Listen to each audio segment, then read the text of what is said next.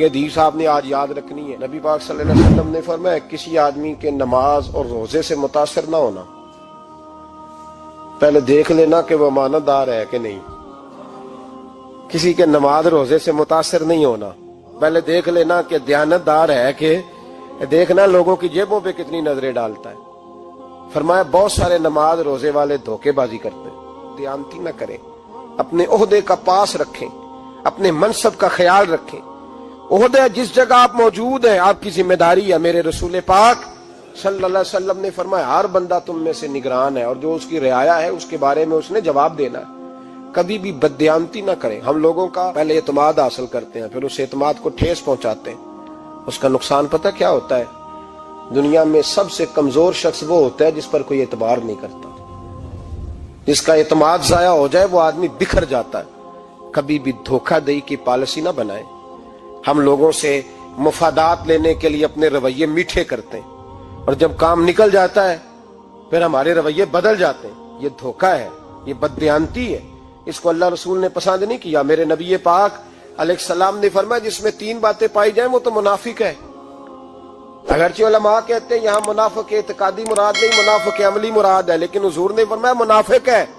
یا رسول اللہ کون؟ فرمایا وہ بندہ جب بات کرے تو جھوٹ بولے، جب وعدہ کرے تو مخالفت کرے، جب امانت رکھی جائے تو بددیانتی کرے، یہ تو بندہ منافق ہے۔ حضرت ابو نور علیہ رحمہ نے لکھا ہے، فرماتے ہیں محمود غزنوی کا دور تھا تو ایک آدمی محمود غزنوی کے پاس نا اپنا کیس لے کے آیا، مدعی بن کے آیا۔ اس نے کہا بادشاہ میرا کیس بڑا نرالا ہے۔ بادشاہ سلامت نے کہا وہ کس طرح؟ کہنے لگا یہ میرے پاس ایک تھیلی ہے، میں نہ سفر پہ جانے لگا تو یہ تھیلی پوری ہیروں کی بھری ہوئی، فلاں علاقے کے جو قاضی صاحب ہے نا، میں جاتی دفعہ میں کہیں سفر پہ جا رہا تھا تو میں ان کے پاس چھوڑ گیا کہ رستہ لمبا ہے، کہیں کوئی مجھ سے چھین نہ لے، ہیروں کی بھری ہوئی تھی۔ کچھ دنوں کے بعد میں واپس آیا ہوں، قاضی صاحب نے مجھے تھیلی واپس کی ہے تو اس میں ہیروں کی بجائے کھوٹے سکے نکلے۔ اب میں نے قاضی صاحب سے کہا ہے تو قاضی صاحب تو میرے گریبان تک آتے ہیں، وہ کہتے ہیں بتا کہیں سے پھٹی ہے، کھلی ہے؟ وہ جس طرح ٹانکے لگا کے تو نے سی تھی اسی طرح لگے ہوئے ہیں کہ نہیں؟ تو حضور لگے بھی بالکل اسی طرح ہے، نہ پھٹی ہے نہ کھلی ہے۔ اب میں لٹ گیا ہوں، میری کل عمر کی کمائی ضائع ہو گئی، کھوٹے سکے کہاں اور ہیرے کہاں؟ تو مہربانی کریں، اور آپ کی بارگاہ میں اللہ رسول کے نام پر حلف دیتا ہوں کہ میں ہوں بالکل سچا۔ محمود غزنوی کہنے لگے تو جا، تھیلی چھوڑ جا، اور جب میں تجھے بلاؤں گا پھر دوبارہ آنا۔ وہ شخص چلا گیا۔ محمود غزنوی اٹھے، دربار برخاست کیا، لوگوں سے کہنے لگے چلے جاؤ میں 3 دن کے لیے سیر کرنے جا رہا ہوں، 3 دن کے بعد لوٹوں گا۔ اکیلے جب رہ گئے نا محمود دربار میں تو محبوب نے چھری منگائی۔ وہ جس تخت پہ بیٹھتے تھے وہاں گدا بچھا ہوا تھا، یہ گدا پڑا ہے نا، گدا بچھا ہوا تھا۔ محمود نے چھری کے ساتھ اس کو پھاڑ ڈالا اور چھری جیب میں رکھی نکل گئے۔ کہنے لگے میرے بعد کوئی میرے دربار والے احاطے میں داخل نہ ہو۔ محمود چلے گئے۔ اب وہ صفائی کرنے والا جب آیا نا، اس نے آ کے دیکھا تو گدا تو پھٹا ہوا ہے۔ اس نے شور ڈال دیا، پہرے دار بھی آ گئے، فلاں صاحب بھی آ گئے، فلاں صاحب۔ اس نے کہا او خدا کے بندو، اس کا گدا پھٹ گیا ہے، وہ تو مار ڈالے گا۔ اس نے کہا تھا سوائے صفائی اور نگرانی والے کے دوسرا آئے کوئی نہ، اور یہاں آیا بھی کوئی نہیں، پہلے دن ہی پھٹا ہوا ہے تو لٹکا دے گا سب کو، کیا کریں؟ شور ہو گیا، سارے دربار کے ملازمین اکٹھے ہو گئے۔ ایک بندہ بولا، کہنے لگا فکر نہ کرو، میں کیسے بندے کو جانتا ہوں، اس طرح سیے گا کہ جس نے پھاڑا ہوگا اسے بھی پتہ نہیں چلے گا کہاں سے پھٹا تھا، ایسا بہترین رفو کرے گا کہ پتہ بھی۔ اس نے کہا یار ہم سارے 1 مہینے کی تنخواہ دیتے ہیں، تو بندہ بلا۔ وہ بلا لیا اس کو، اس کا نام محمد رفو گر تھا۔ وہ آیا، اس کو گدا دکھایا، اس کا یار اس طرح سینہ پتہ نہ چلے۔ اس نے کہا فکر ہی نہ کرو، میں بڑا کاریگر ہوں۔ بڑے بڑے کاریگر لوگ نہیں ہمارے ملک میں پائے جاتے، کوئی نشان چھوڑتے ہیں پیچھے؟ بڑے کاریگر کا پیسے ہونے چاہیے، بڑے بڑے کاریگر بندے۔ آپ یقین کریں ایسا فلسفہ، یہ عمرہ عبادت ہے نا، سرکار دو عالم صلی اللہ علیہ وسلم کی بارگاہ کی حاضری بڑی نعمت ہے نا۔ تو سعودی گورنمنٹ نے پابندی لگا دی، خیر ان کی بھی زیادتی ہے، اس طرح کی پابندیاں شریعت اسلامیہ میں جائز نہیں۔ اللہ کے گھر مسلمان جب چاہے جا سکتا ہے، لیکن وہ کہتے ہیں جی 2000 ریال دے جس نے 2 سال بعد بھی آنا ہے۔ انہوں نے پابندی لگائی تو ہمارے ایجنٹوں نے بھی کئی خاص ٹریننگ حاصل کی ہوئی ہے، پتہ نہیں کہاں سے سیکھ کے آئے، انہوں نے بھی رستہ نکال لیا۔ ایک صاحب سے میں نے کہا کہ جناب وہ 2000 ریال لگ گیا تو کیا کرنا ہے؟ کہنے کوئی مسئلہ نہیں، پاسپورٹ نواں بنوا لو۔ गुंजाइश है, यानी हर शय का हल है। और मैंने कहा यार अब उमरा करने जाते वक्त भी बंदा धोखा दे के जाए, अल्लाह के घर जाते वक्त भी इस तरह की हरकत करे, क्या हाल हो गया।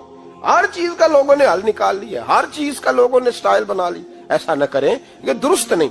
अहमद रफूगर कहने लगा इस तरह सीऊंगा कि फाड़ने वाले को भी पता नहीं। उनका पैसे ले यार तू सी दे। उसने सी दी, अगले शाम ही ला के बिछा दिया गद्दा। तीसरे दिन बादशाह सलामत आए, आके पहली नजर गद्दे पे डाली। उसने बुलाया सब मुलाजिमीन को, कहा किसने सिया है? कहा जनाब क्या हुआ? कहा ये फटा हुआ था। किसने? कहा नहीं फटा ही नहीं। वो कहने लगे बनो बात, मैं खुद फाड़ के गया था। तो बताओ सही सिया किसने है? कहा जनाब आप फाड़ के गए थे तो बताया क्यों नहीं? फरमाने लगे इसीलिए तो बताया नहीं था कि तुम खुद तहकीक कर लो, बुलाओ बताओ सिया किसने। तो बुला लिया, अहमद रफूगर आ गया। उसको जब बुला के सामने बादशाह खड़ा किया, कहा भाई तूने सिया है? कहने लगा हुजूर आपके सारे मुलाजम इकट्ठे होके आए थे, मेरी गलती कोई नहीं। कहा नहीं यार तू बड़ा कारीगर है, मैंने अपने हाथ से फाड़ा था पर मुझे भी नहीं पता चल रहा कहां से फटा था। अच्छा ये बता ये थैली जो है ये भी तूने सी थी? उसने कहा जी आपके खादम का ही कारनामा है, वो फलाने इलाके के काजी साहब आए थे, इसमें से हीरे निकाल के तो खोटे सिक्के भरे थे, तो मुझे भी थोड़ा सा हिस्सा मिला था। महमूद ने सारे गवाह भी इकट्ठे कर लिए, सबूत भी इकट्ठे कर लिए। फिर काजी को बुलाया, पहले सारे सबूत और गवाह केस हल कर लिया। फिर हमारे यहाँ ये हाल होता है कि मुदई 2-3 हफ्ते के बाद खुद ही हाथ बांध जाता है, कहता तुसी मेरी जान छड़ो, मुजरम फड़ो भावे ना पड़ो। वो कहता है मुझे माफी दो, मैं रहा। जुल्म है ना, जुल्म ज्यादती है कि जो बेचारा इतने सवाल मुजरम से नहीं होते जितने मुदई से होते। आप यकीन करें इतने सवालात होते, बेचारा हफ जाता है। ये तरीका दुरुस्त तो नहीं। एक लुट गया और दूसरा तरह तरह के सवालों के जवाब देता फिरे बेचारा। सारे सबूत इकट्ठे करके काजी साहब को बुलाया, तन्हाई में ले जाके महमूद गजनवी ने कहा काजी साहब आपसे गलती हो गई, गरीब आदमी था, वो लुट गया है, उसने तो बड़ी मुश्किल से कुछ हीरे जमा किए थे और उसकी कुल कायनात थी, तो आप उसका माल उसे दे दे, बात खत्म। काजी साहब कहने लगे आप मुझ पे इल्जाम लगा रहे हैं, सवाल ही नहीं पैदा होता। आप मेरी दाढ़ी देखें, आप मेरा एजाज देखें, दुनिया जानती है मैं इस का। काजी साहब इंसान भूल ही जाता है, बंदा भूल जाता है, गलती होगी माल ने। कहा नहीं सब, कहा मैं तन्हाई में पूछ रहा हूं, मैं उस वक्त पूछ रहा हूं जब दूसरा मौजूद कोई नहीं। आज तौबा कर ले, मैं कुछ नहीं कहूंगा, तू मेरी जुबान पे एतबार कर, तुझे पता है मैं जो कहता हूं उस पे अमल भी करता हूं, बाज आ जा। पर काजी ने कहा नहीं मेरी गलती कोई नहीं। महमूद ने फिर भरे दरबार में बुला लिया, मजमा-ए-आम में। मोहलत के दिनों में जो तौबा कर ले वो बच जाते हैं, लेकिन लोग रुसवाइयों के दिनों में फिर वापस लौटते हैं अगला घर देख के, फिर हालात और तरह के हो चुके होते हैं। जब भरे दरबार में काजी को बुलाया, भाई तू मानता है कि नहीं? उसने कहा नहीं। तो कहा बुलाओ अहमद रफूगर को। जब वो अहमद रफूगर आया तो बूढ़े काजी की टांगे कांपने लगी, जुमले टूटने लगे, लफ्ज जमीन पर गिरने लगे, बात सही नहीं होती, जुबान लड़खड़ाने लगी। महमूद कहने लगे काजी मैंने तुझे कहा था वहां मान जा बात, अब भरे दरबार में बोल। तो जब काजी साहब की गर्दन खुद ब खुद झुक गई तो दुनिया समझ गई। कहा निकल जा मेरे दरबार से। महमूद बोले निकल जा, इतनी तुझे इज्जत दी, इतनी बड़ी तनख्वाह दी, काजी बनाया, और ये छोटी सी रकम के लिए, थोड़ी सी रकम के लिए तू बददियानत हो गया, चल चला जा, निकल। काजी दरबार से निकला तो लोग लानतें बरसाने लगे।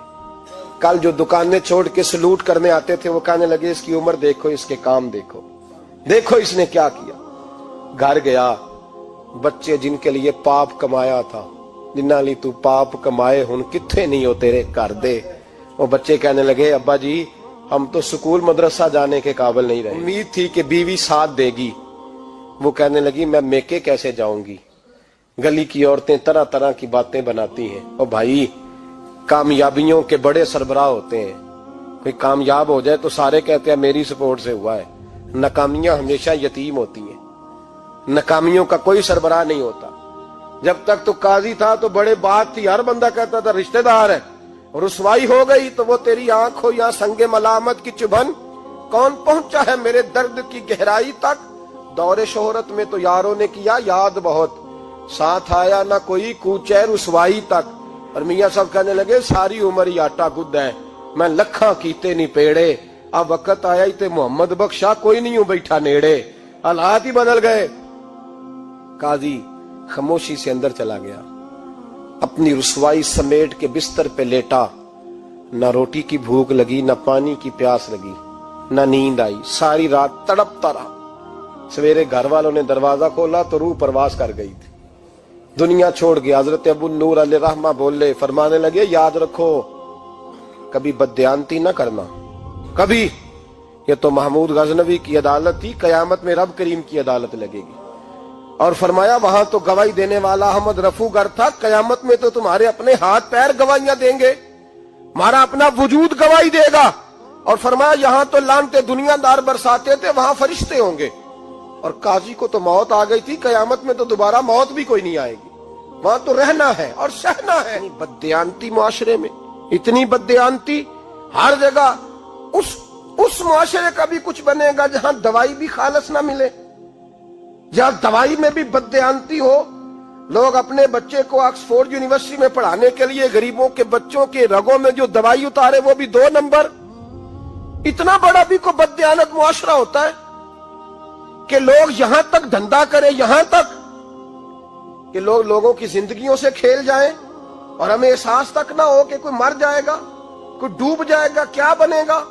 اور جس نے وہ رجسٹر کی دوائی کی، اس نے 2-4 لاکھ روپیہ لیا اور اس نے یہ نہیں سوچا کتنے انسان میری وجہ سے مریں گے۔ قتل صرف یہ تو نہیں ہوتا گولی مار کے مار دینا، لوگوں کی زندگیوں سے لوگ کھیل جاتے ہیں، لوگ تباہی کر جاتے ہیں، لیکن بددیانتی سے باز نہیں آتے۔ میرے رسول پاک علیہ السلام کے غلاموں، نبی پاک صلی اللہ علیہ وسلم نے ذرا سی بددیانتی